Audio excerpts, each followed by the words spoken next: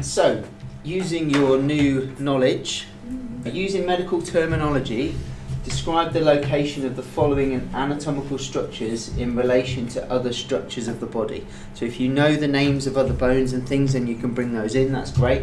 So biceps, just to let you know, is here. Biceps brachii is on the front of the arm. The femur is the big bone in the top of your thigh.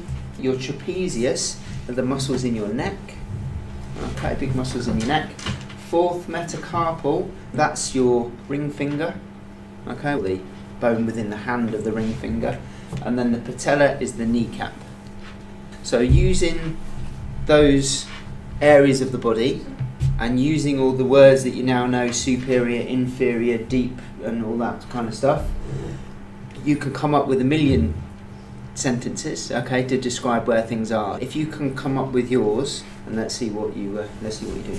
Okay, so give us an example of the relationship between different structures then. What kind of things did you come up with? Do you want to say your one? Mine? Yeah. What do you have? By the end I got the bicep in relation to the shoulder is inferior. Okay, yeah, so the bicep is inferior to the shoulder. Yeah, it's that kind of thing. Yeah. We had an interesting conversation over here saying about the distal portion of the femur, and that's where they've got their pain, and you meant, oh, so I've got a sore knee. Like, yeah, probably. But that's the thing, that's how you would converse with a patient. Okay, because the patient wouldn't come in and say, oh, I've got pain on the distal lateral aspect of my femur. But you need to hone it down into that area for your clinical notes.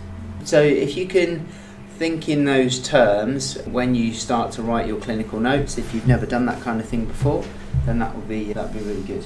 We're going to have a bit of a chat about the skeletal system, what it does, what it's consisted of. So bones are linked together held together by ligaments, and they provide what we call a passive stability.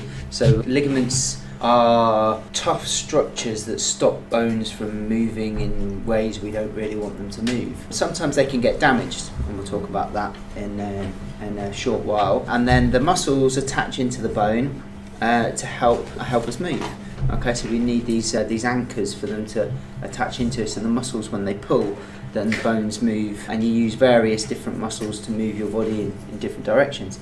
So right now, just sitting there without your conscious control, you'll have lots of muscles working in your back, in your neck, in your chest, in your arms, all just keeping your body in the position that you're in. Okay, so you don't just slump down to the floor. It's quite fascinating when you think about that. Without you even thinking about it, you are in the positions that you are. Okay. In your skeleton, you have 206 bones in an adult. Your skeleton is split into two main areas. You have an axial skeleton and an appendicular skeleton. So the axial skeleton is the parts of the skeleton that are in the midline. Okay, so remember that red line that was down the middle of the body? All of your axial part of your skeleton is in that line. The axial skeleton, you've got your cranium, which unfortunately this guy has lost it. So if he did have a skull, that would be part of the axial skeleton. Your vertebral column, so this is all of your spine. Okay, so right at the top in your neck, all the way down to your tailbone. Okay, that's all axial. Your ribs. So if you have a look at this portion of the spine, the thoracic part, the rib cage comes off of that, and that's part of your axial skeleton as well. And then round at the front, where the ribs attach, you have a bone called the sternum, which is your breastbone at the front.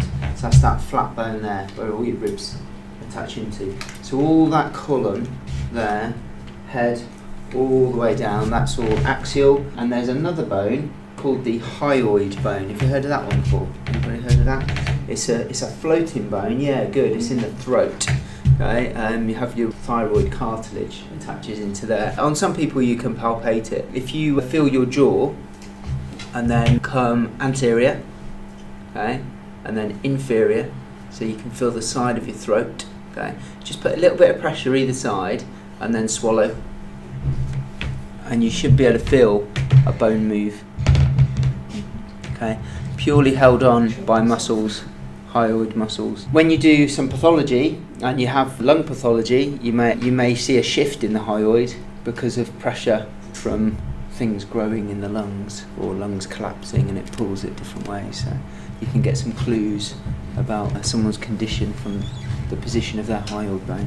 Okay.